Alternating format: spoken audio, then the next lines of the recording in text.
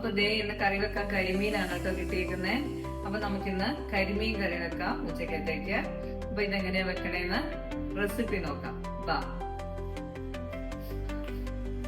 നമുക്കിതൊന്ന് രണ്ടായിട്ട് മുറിച്ചെടുക്കാം.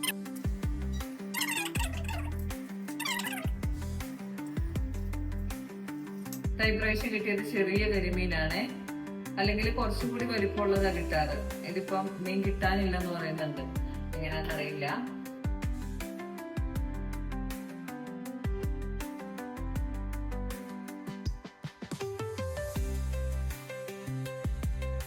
പച്ചമുളക് ഇല്ല കേട്ടോ, അതുകൊണ്ടാണ് പച്ചമുളക് എടുക്കാതെ. അപ്പൊ ഇതേ നമുക്ക് ചട്ടി അടുപ്പത്ത് വെച്ച് തീ കത്തിച്ചു കൊടുക്കാം. കുറച്ച് കുടംപുളി വെള്ളത്തിലിട്ട് തിളപ്പിച്ച് വെക്കാം കേട്ടോ. പുളി പെട്ടെന്ന് പിടിക്കാൻ വേണ്ടിയിട്ടാണ്. ഒരു ചെറിയ 4 കഷ്ണം കുടംപുളി എടുത്തിട്ടുണ്ട്.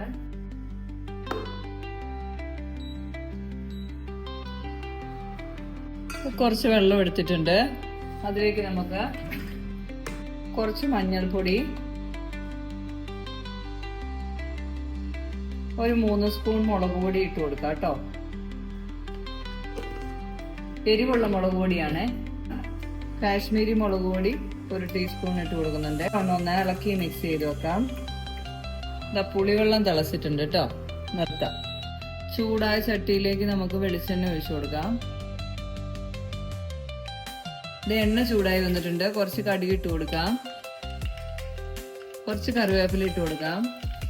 ഇഞ്ചി വെളുത്തുള്ളി ഇട്ട് കൊടുക്കാം. കുറച്ച് ഉള്ളി ഇട്ട് കൊടുക്കാം.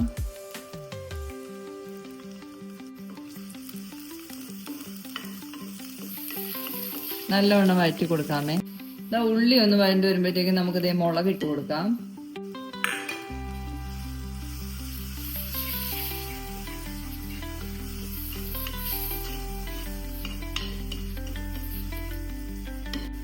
നല്ലവണ്ണം വഴറ്റി കൊടുക്കാം. നല്ലവണ്ണം ഒന്നായി വരുമ്പോ അതിലേക്ക് നമുക്ക് തിളപ്പിച്ച് വെച്ചിരിക്കുന്ന പുളി ഒഴിച്ചു കൊടുക്കാം. നല്ലവണ്ണം ഇളക്കി കൊടുക്കാം.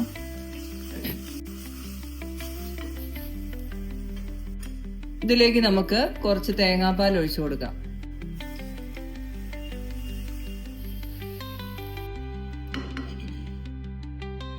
രണ്ട് സ്പൂൺ ഉപ്പിട്ട് കൊടുക്കാം.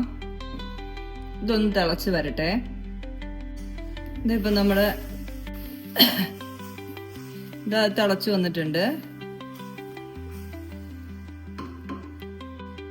അതിലേക്ക് നമുക്ക് മീൻ ഇട്ട് കൊടുക്കാം.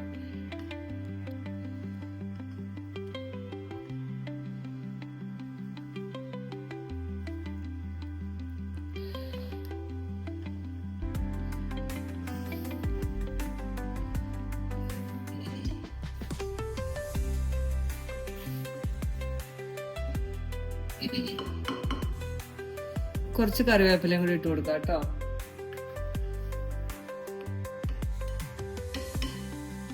ഇതാ മൂടി വെച്ച് കൊടുക്കാമേ. അപ്പൊ അതേ നമ്മുടെ കറി ഇവിടെ റെഡി ആയിട്ടുണ്ട് കേട്ടോ.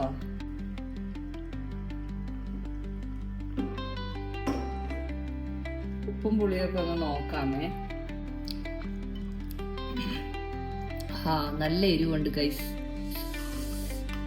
നല്ല അടിപൊളി സ്പൈസിയാണ് ഗൈസ്. എന്നാ കൊഴുപ്പുള്ള ചാറൊക്കെയാണ് കേട്ടോ. അതണ്ട, തേങ്ങാപ്പാലാണ് ഒഴിച്ചേക്കുന്നത്.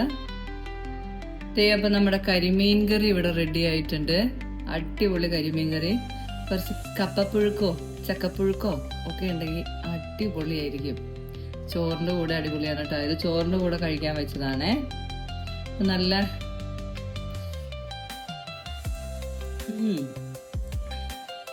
നല്ല എരിവും ഉണ്ട്. പുളിയൊക്കെ പിടിച്ചു വരുന്നുണ്ട്. പുളി ഇതിലേക്കൊക്കെ ഒന്ന് പിടിക്കണമെങ്കിൽ കുറച്ച് നേരം എടുക്കും. അപ്പൊ കുറച്ചു നേരം നമുക്ക് തീ നിർത്തി മൂടി വെക്കാം.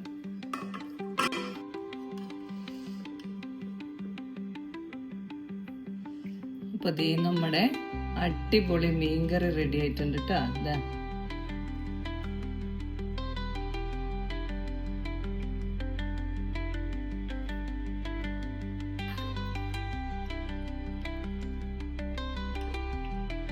ചാറിനൊക്കെ നല്ല കൊഴുപ്പുണ്ട് കേട്ടോ.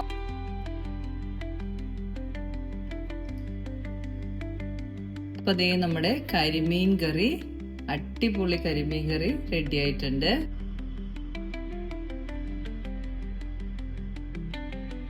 ചൂട് ചോറ്,